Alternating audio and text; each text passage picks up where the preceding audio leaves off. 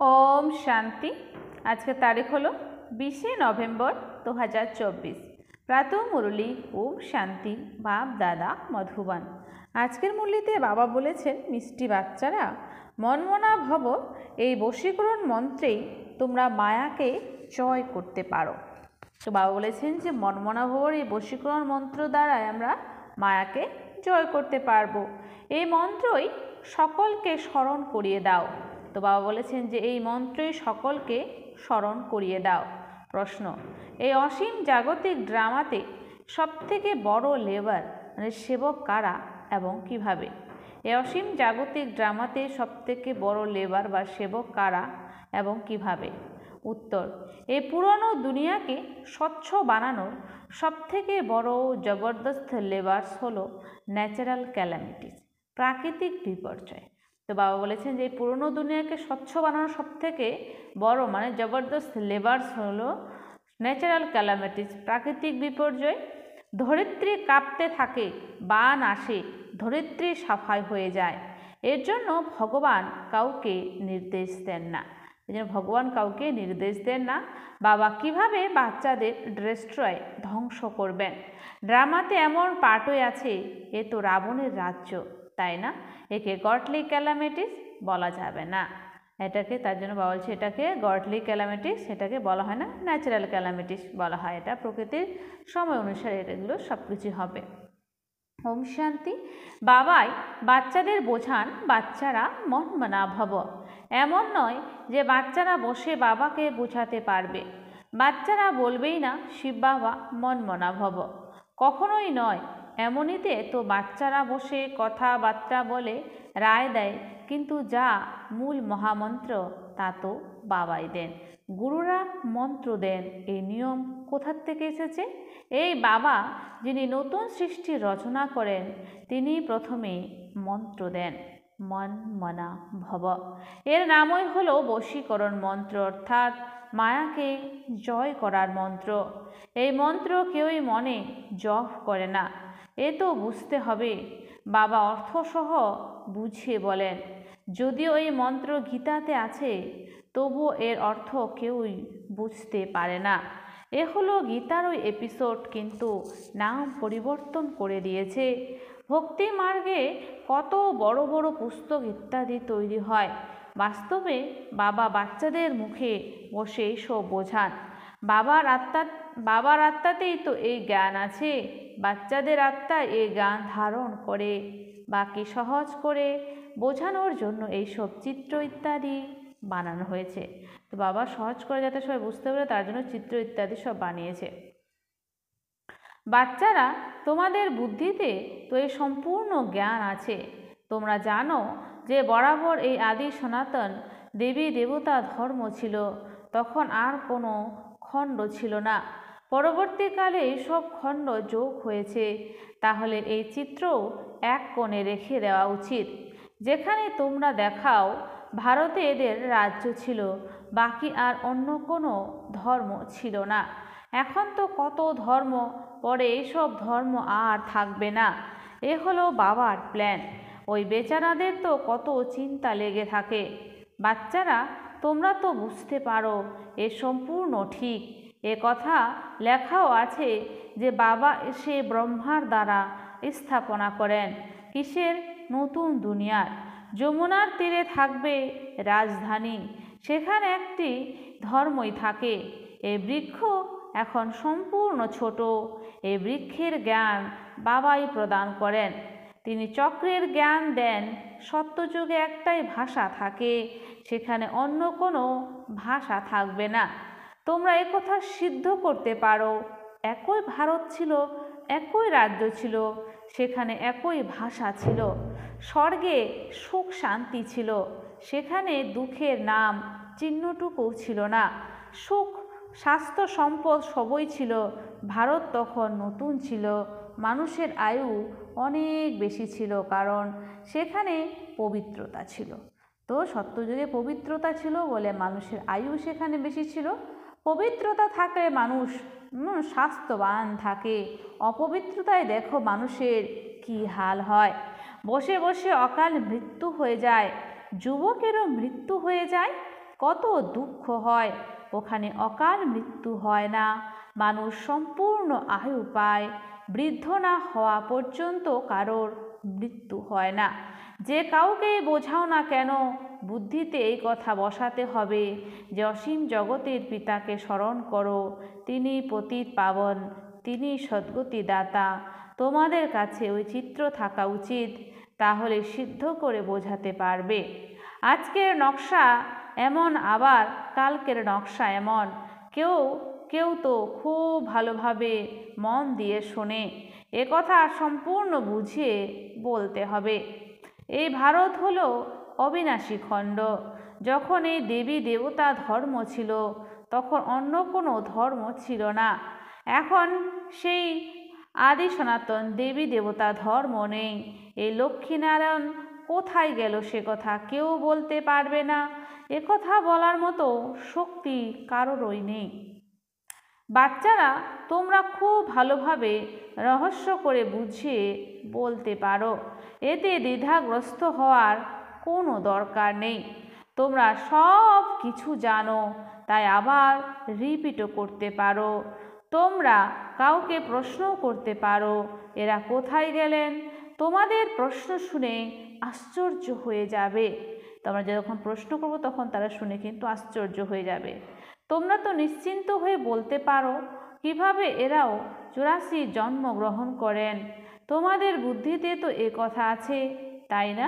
তোমরা চট করে বলতে পারবে, নতুন দুনিয়া সত্যযুগে আমাদের রাজ্য ছিল, সেখানে একই আদি সনাতন দেবী দেবতা ধর্ম ছিল, অন্য কোনো ধর্ম সেখানে ছিল না। সব কিছুই সেখানে নতুন, সেখানে প্রতিটি জিনিসই শতপ্রধান থাকে, সেখানে সোনাও অগাধ থাকে। ওখানে সোনা কত সহজে পাওয়া যায়, যে তা দিয়ে ইট বাড়ি তৈরি হয়। ওখানে তো সব কিছু সোনারই তৈরি হয়। খনি তো সব নতুন থাকে, তাই না? নকল তো কেউ তৈরি করবে না, যেহেতু আসল ওখানে প্রচুর থাকে।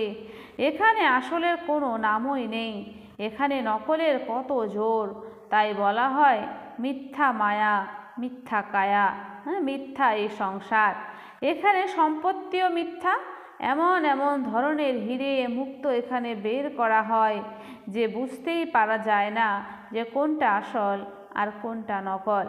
তার চমক এতটাই থাকে যে পরখ করে বোঝাই যায় না যে কোনটা আসল আর কোনটা নকল। ওখানে তো এমন নকল জিনিস কিছুই থাকে না। বিনাশ হলে সবই ধরিত্রীর অন্দরে চলে যায়। এত বড় বড় পাথর, হিরে ইত্যাদি মহলে লাগানো হবে, সেসব কোথা থেকে আসবে? কারা কেটে নিয়ে আসবে? ভারতে অনেকে বিশেষজ্ঞ আছে যারা আরও হুঁশিয়ার হতে থাকবে। তারপর সেখানেও তো তারা সেই গুণ নিয়েই যাবে, তাই না? মুকুট ইত্যাদি কেবল হীরেরই হবে না, ওখানকার হিরে সত্যি বিশুদ্ধ এবং প্রকৃত হিরে হবে। এ বিদ্যুৎ, টেলিফোন, মোটর ইত্যাদি প্রথমে কিছুই ছিল না। তো বাবা বলেছেন যে বিদ্যুৎ, টেলিফোন, মোটর এগুলো কিন্তু আগে ছিল না। বাবার এই জীবনেও কত কি বেরিয়েছে, 100 বছরের মধ্যেই এইসব বেরিয়েছে।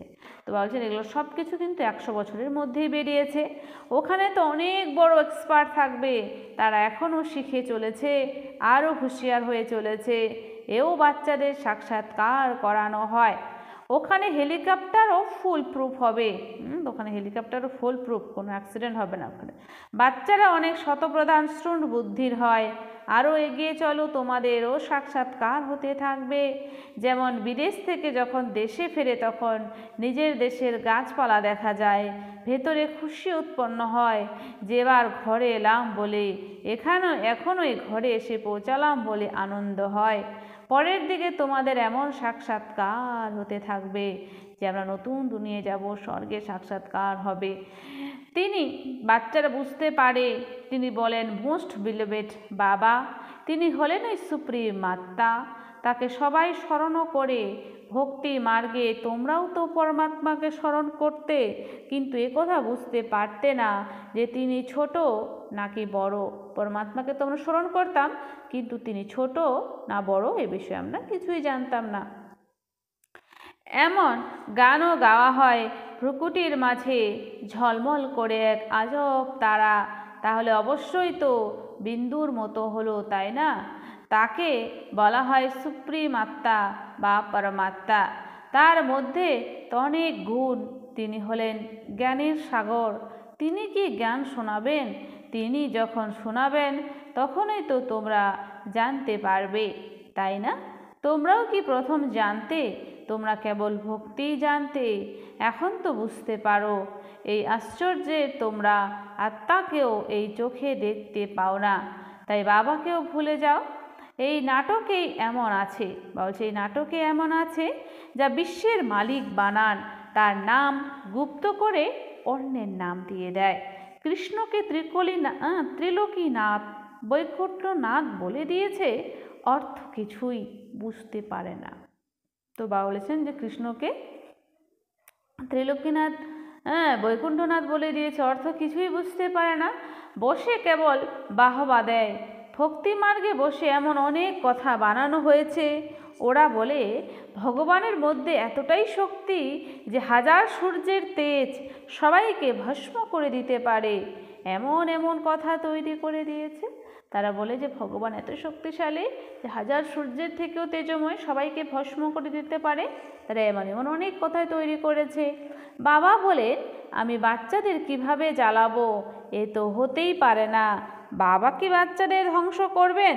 কখনোই নয়। এই পার্ট তো ড্রামাতে পার্ট রয়েছে। পুরনো দুনিয়া তো শেষ হতেই হবে। পুরনো দুনিয়ার বিনাশের জন্য এই ন্যাচারাল ক্যালামিটি সব হলো সেবক। কত জবরদস্ত সেবক এরা। এমন নয় যে এর প্রতি বাবার ডাইরেকশন আছে যে বিনাশ করো, তা নয়। ঝড় আসে, ফেমেন দুর্ভিক্ষ হয়, ভগবান কি বলেন যে এইসব করো? কখনোই নয়। নাটকে তো এই পাঠ রয়েছেই। বাবা কখনোই বলেন না যে তোমরা বম্বস তৈরি করো, এই সব রাবণের মত বলা হবে। এ হলো পূর্ব নির্মিত ড্রামা।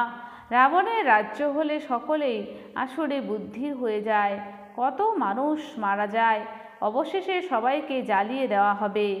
এ এক বানানো খেলা, যা রিপিট হয়। বাকি এমন নয় যে শঙ্করের চোখ খোলাতে বিনাশ হয়ে যায়। একে গডলি ক্যালামিটিজও বলা যাবে না। বলে না শঙ্করের চোখ খোলাতে বিনাশ হয়ে যায়। এ সম্পূর্ণ ন্যাচারাল, বা যেটা সম্পূর্ণ ন্যাচারাল। বাচ্চারা বাবা এখন তোমাদের শ্রীমত প্রদান করেছেন, কাউকে দুঃখ দেওয়ার কোনো কথাই নয়। বাবা বলেছেন যে এখন কাউকে দুঃখ দেওয়ার কোনো কথাই নয়। বাবা তো হলেন ওই সুখের পথ প্রদর্শক। এই নাটকের নিয়ম অনুসারে বাড়ি পুরনো হতেই থাকবে। বাবাও বলেন এই সম্পূর্ণ দুনিয়া পুরনো হয়ে গেছে, এর এখন সমাপ্তি ঘটা উচিত। কিভাবে দেখো, সকলে নিজেদের মধ্যে লড়াই করে, এ তো আসুরি বুদ্ধির, তাই না? যখন ঈশ্বরীয় বুদ্ধি থাকবে তখন কাউকে মারার কোনো কথাই থাকবে না। বাবা বলেন আমি তো সকলেরই বাবা, সকলের প্রতি আমার প্রেম রয়েছে। বাবা এখানে সকলকে দেখেন, কিন্তু সেই সব বাচ্চাদের প্রতি নজর যায় যারা খুব ভালোবেসে বাবাকে স্মরণ করে।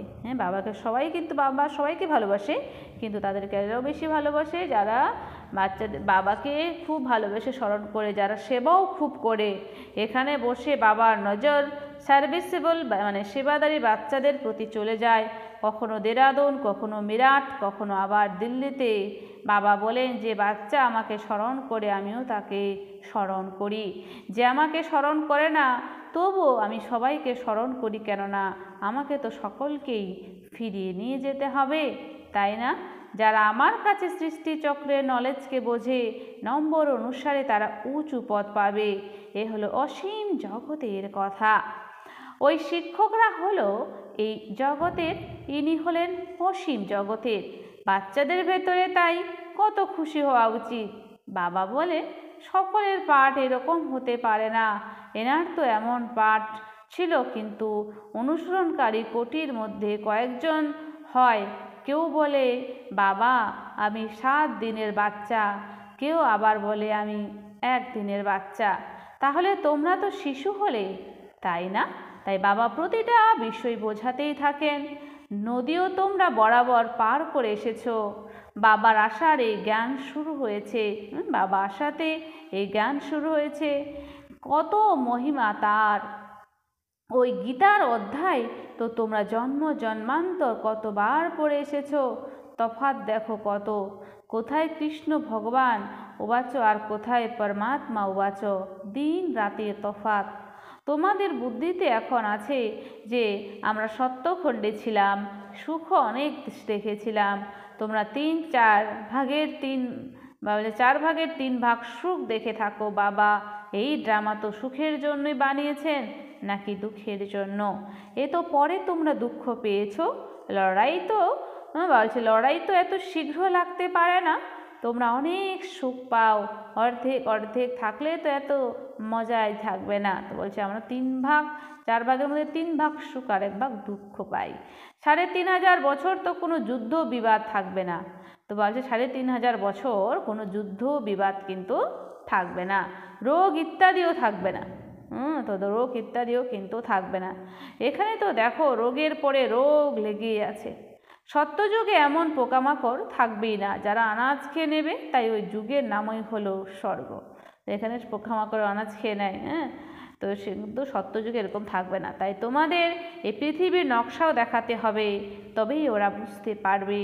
প্রকৃতপক্ষে ভারত এখানেই ছিল, এখানে অন্য কোনো ধর্ম ছিল না। পরবর্তীকালে নম্বর অনুসারে ধর্ম স্থাপকগণ আসেন। বাচ্চারা এখন তোমরা ওয়ার্ল্ডের হিস্ট্রি জিওগ্রাফিও জানো। তোমরা ছাড়া বাকি সবাই তো বলে দেবে নেতি নেতি। তারা সবাই কি বলে দেয়? নেতি নেতি। এ হয় না। তারা বলে আমরা বাবাকে জানি না। বাবা বলে দেয় তার কোনো নাম রূপ দেশ কাল নেই। নাম রূপ নেই তাহলে কোনো দেশও থাকতে পারে না, মানুষ কিছুই বুঝতে পারে না। বাচ্চারা, বাবা এখন তোমাদের তার যথার্থ পরিচয় দিচ্ছেন। বাবা এখন তার যথার্থ পরিচয় দিচ্ছেন। আচ্ছা, মিষ্টি মিষ্টি হারানিধি বাচ্চাদের প্রতি মাতা পিতা বাপদাদার স্মরণে স্নেহ সুমন আর সুপ্রভাত। আত্মাদের প্রতি তার আত্মারূপী বাচ্চাদেরকে জানাচ্ছে নমস্কার। আমরা সমস্ত আত্মারূপী বাচ্চারা জানাই মাতা পিতা বাপ দাদাকে স্নেহ সুমন আর নমস্কার। ধারণার জন্যে মুখ্য সার। 1 নম্বর পয়েন্টে বাবা বলেছে সদা অপার খুশিতে থাকার জন্য অসীম জগতের বাবা যে কথা শোনান তার মন্থন করতে হবে। সদা অপার খুশিতে থাকার জন্য অসীম জগতের বাবা যে কথা শোনান তার মন্থন করতে হবে, আর বাবাকে ফলো করে চলতে হবে। বাবাকে আবার ফলো করতে হবে। 2, সদা সুস্থ থাকার জন্য পবিত্রতাকে গ্রহণ করতে হবে। যদি আমরা সবসময় সুস্থ থাকতে চাই তাহলে পবিত্রতাকে গ্রহণ করতে হবে। পবিত্রতার আধারে হেলথ, ওয়েলথ, হ্যাপিনেসের অবিনাশী উত্তরাধিকার বাবার থেকে নিতে হবে। হেলথ, ওয়েলথ, হ্যাপিনেসের অবিনাশী উত্তরাধিকার বাবার থেকে নিতে হবে। বরদান, সর্বপ্রাপ্তির স্মৃতি ইমার্জ রেখে সদা সম্পন্ন থাকা সন্তুষ্ট আত্মা ভব। সর্বপ্রাপ্তির স্মৃতি ইমার্জ বা বলছেন যে সর্বপ্রাপ্তির স্মৃতি ইমার্জ রেখে সদা সম্পন্ন থাকা সন্তুষ্ট আত্মা ভব।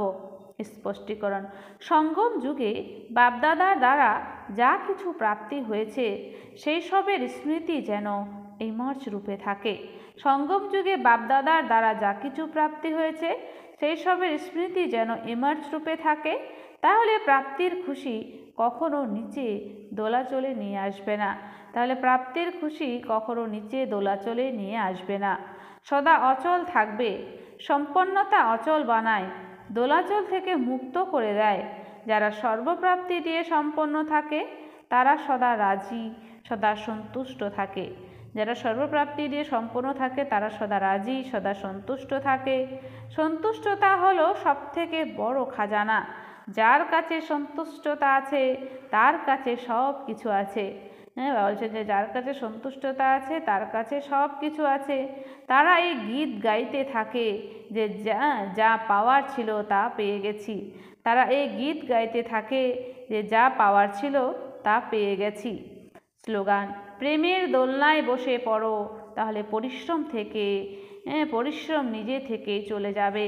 প্রেমের দোলনায় বসে পড়ো, তাহলে পরিশ্রম নিজে থেকেই চলে যাবে। আচ্ছা, ওম শান্তি। ধন্যবাদ বাবা আজকের এই সুন্দর মিষ্টি মুরলির জন্য।